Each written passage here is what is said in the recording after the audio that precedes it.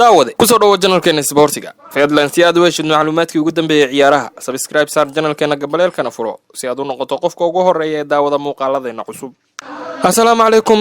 daawadayaal ku soo dhawaada barnaamijkeena falanqaynta ciyaaraha qodobada barnaamijkeena maanta aad ku maqli doontaan waxa kamid Real Madrid mise Liverpool Kylian Mbappe oo loo sheegay inuu doorto kooxdani Manchester City oo degsatay qorshe waaliya oo ay ku helayso kabtanka kooxda Barcelona Lionel Messi Pep Guardiola oo Barcelona u sheegay inay dhibaatoonayso sidii ay Real Madrid u dhibaatootay markuu Cristiano ka tagay Chelsea United oo ku tartamaya Jordan Sancho Rio Ferdinand oo magacaabay afarta xidig ee u tartami doonta xidiga ugu fiican Premier League Manchester City oo calaamadaysatay bedelka Vicente Company United iyo Chelsea oo ku tartamay weeraryahanka Lionel Moussa Dembele Manchester City oo doonaysa Lionel Messi Barca oo u dhaqaaqaysa Aubameyang iyo wararkii ugu dambeeyay suuqa kala iibsiga ayaad ku maqli doontaa intuu barnaamijkeena hawada ku jiro waxaad kaloo barnaamijkeena ku maqli doontaa intuu hawada ka jiro David Beckham oo ka warbixiyay sidii uu ku burburay heshiiskii dhexmaray Manchester United iyo Barca iyo qaabkii ugu biiray Real Madrid anigoo Adalmar Cabdidiiriye ku soo dhawaada mar kale iyo barnaamijkeena ciyaaraha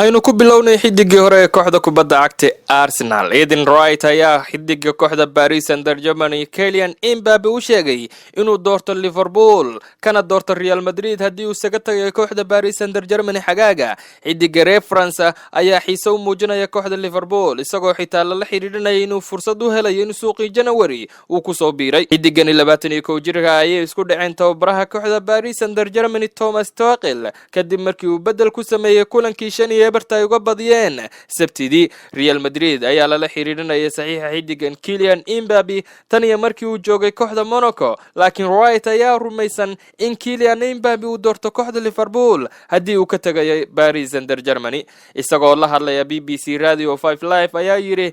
Kylian Mbappe waxa aan kula talin lahaa inuu ku biro Liverpool marka loo eego Real Madrid xidig walba uu ciyaari karaa Liverpool sababtoo ah haatan waa koox ugu fiican adduunka Liverpool waxay bilowday dhismo qaas ah haddii aan Kylian Mbappe ahaan lahaa waxaan dooran lahaa kooxda kubadda cagta ee Liverpool ayuu yiri Eden Wright kooxda Manchester City ayaa lagu soo waramayaa inay isku diyaarinayso inay u dhaqaaqdo saxiixa xidiga weerarka uga ciyaara Barcelona Lionel Andres Messi kadib murankii u dhaxeeyay kooxda iyo xidigani mustaqbalka xidiga reer Argentina ee Barcelona ayaa su'aal laga keenay kadib markii uu xidiga si cad u weeraray agaasimaha kooxda Eric Abidal kaasoo xidigaha ku eedeeyay cayrintii Ernesto Valverde Messi ayaa Barcelona kula jira heshiis gaaraya ilaa ciyaareedka 21 laakiin waxa heshiiskiisa ku jira sharci sheegaya ama qodob u ogolaanayo in xidigani uu ka tago dhamaadka xilli ciyaareedkan haddii uu ku faraxsanayn kooxda difaacanaysa Premier League ee Manchester City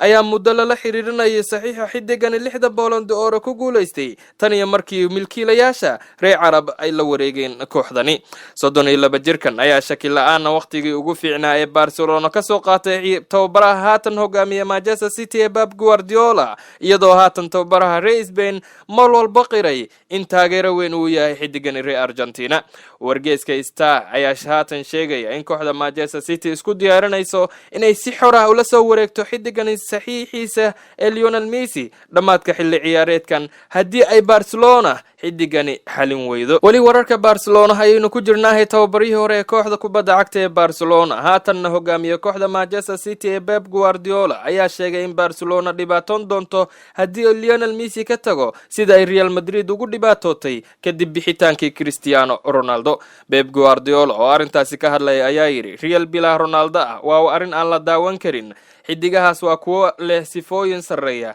markuu Lionel Messi ka tago Barcelona aad ayay u dhibaatoon doontaa. waa xidiga kaliya ee ku dhalin kara 40 ilaa 50 xilli ciyaareed kasta, sidaas daraadeed lama ilaabi doono xidigani. hadalka Pep Guardiola ayaa imaanaya waqti uu Lionel Messi dagaal kula jiro maamulka Barcelona kadib khilaafkiisa kala dhexgalay isaga iyo agaasimaha kooxda Eric Abidal. wararka ka imaanaya dalka England ayaa sheegaya in kooxda Manchester United ay Chelsea ku jiraan dagaal adag oo ku aadan saxiixa xidiga garabka ugu ciyaara Borussia Dortmund ee Jadon Sancho. xidiga reer England ayaa Borussia Dortmund kula jira heshiis gaaraya ilaa xilli ciyaareedka 2022 waxa uuna dhaliyay 15 gool, sidoo kale caawiye ka noqday 16 kale 28 kulan uu ciyaaray xilli ciyaareedkan. wargeyska The Sun ayaa sheegaya in kooxda United iyo Chelsea ku dagaalami doonaan saxiixa xidiga Jadon Sancho kaasoo doonaya in lagu xoojiyo koox walba ka dhisan xilli ciyaareedka dambe ee England. isla wargeyska ayaa sheegay in Borussia Dortmund doonayso inay iska iibiso xidigan reer England haddii ay kooxaha Premier League u muujiyaan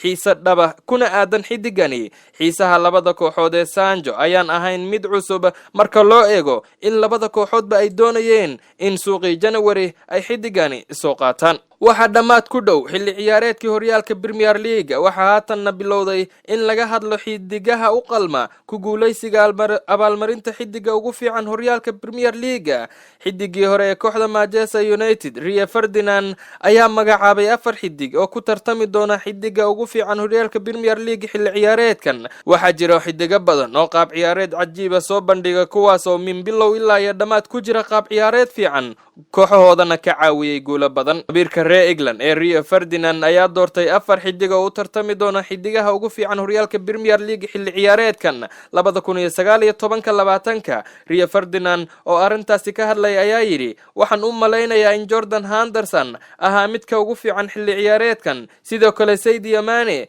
wuxuu ahaa xidigii ugu fiicnaa, waana xidiga haatan ay ku tiirsan tahay kubadda Liverpool, waana xidiga fadhiga iga kiciya mar walba oo kubadda haysto. shaki la'aan wuxuu u qalmaa abaalmarinta sanadka xidiga ugu fiican. Jamie Vardy wuxuu ahaa mid fiican xilli ciyaareedkan wuxuuna dhaliyay goolal badan. Kevin De Bruyne wuxuu ugu fiicnaa marka aad daawato marna kama jeesan kartid, wayna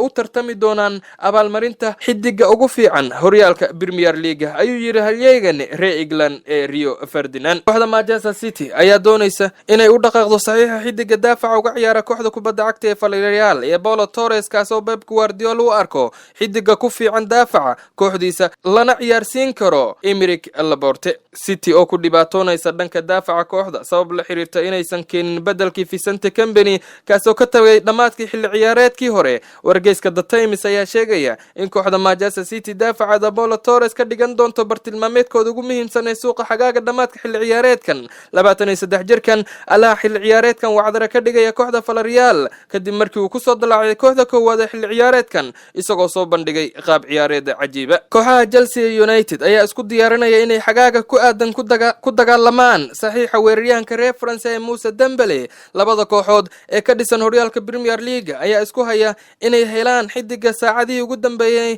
ee qaybihii dambe ee suuqii January. Lyon ayaanan ogolaan xidigani inuu ka tago. Frank Lampard ayaa ka carooday in maamulka Blues waxa aynan wax saxiixa u sameeynin xilli ciyaareedkan intii lagu guda jiray suuqii January, balse wuxuu rajaynayaa in lacag badan la siiyo si uu suuqa xagaaga u galo. Blues waxay doonaysaa inay iska soo xoojiso waxayna haatan diiradda u saaraan weeraryahanka Lyon inkastoo kooxda kubadda cagta ee Lyon ay doonaynin xidigani inay iska iibiso. dhanka kale Red Devils xidigan muddo dheer ayay ku kor taagneyd waxayna doonaysaa inay ku xoojiso musiibada ka haysata weerarka kooxda kubadda cagta ee Manchester United. xidigii hore ee xulka qaranka England David Beckham ayaa ka warbixiyay sidii 2013 ugu biiray Real Madrid iyo heshiiskii burburay ee kala dhaxeeyay kooxda kubadda cagta ee Barcelona. Beckham oo u waramay idaacadda BBC-da wuxuu sheegay in 2013 Old Trafford uu ka tagay markii ay isku dhaceen tababare Sir Alex Ferguson kabna uu wajiga kaga dhuftay waxa uuna ku biiray Real Madrid oo uu qayb ka ahaa xidigihii naadiga xulka ahaa ee lisugu geeyay xaggaasi uuna ka mid ahaa sanadiin Zidane, Luis Figo, Luis Ronaldo Nazario iyo weliba Roberto Carlos iyo Raul. Ka hor inta uunan tagin Old Trafford, Manchester United ayaa heshiis la gaartay Barcelona, waxayna heshiiskaasi dhacay isagoo ku maqan Mareykanka. Isaga iyo saaxiibtiis David Beckham ayaana waxa la soo hadlay mid ka mid ah saaxiibadiisa isagoo jooga Mareykanka, waxaana loo sheegay in Sky Sport laga daawaday iyadoo ay Manchester United iyo Barcelona ka wada fadhiyaan heshiiskiisa iibinna doonaan. Waxa uu wacay maamulka kooxda isagoo weydiinaya waxa ka socda heshiiskaasi, inkastoo ay Barcelona heshiis la gaartay. David Beckham ayaa ogolaan waayay inuu ku biiro kooxda kubadda cagta ee Barcelona isagoo diiday, wuxuuna yiri haddii aan ku biirayo koox waxaan ku biirayaa kooxda Real Madrid, isagoo si degdeg ah ula fariistay madaxweynaha Real Madrid ee Florentino Perez, ugu dambeyntiina ku biiray kooxda kubadda cagta ee Real Madrid. Waxaa daawadaya qaybaheena dambe ee barnaamijkeena ayaynu soo gaarnay inaynu fiirino xanta suuqa kala iibsiga. Manchester City waxay ku fikiraysaa inay dooqeeda koowaad ka dhigato 32 jirka reer Argentina ee Lionel Messi